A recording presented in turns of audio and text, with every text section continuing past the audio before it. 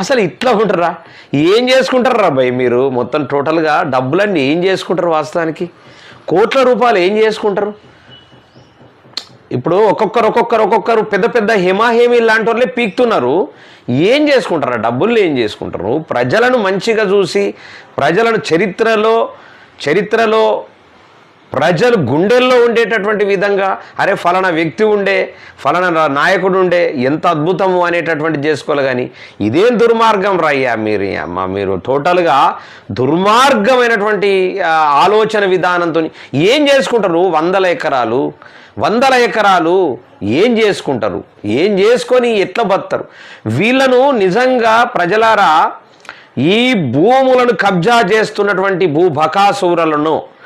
భూములను కబ్జా చేసి కోట్ల రూపాయలు తీసుకుంటున్నటువంటి వాళ్ళను మీరు క్షమించకండి దయచేసి ప్రజలారా. ఎందుకంటే దుర్మార్గమైనటువంటి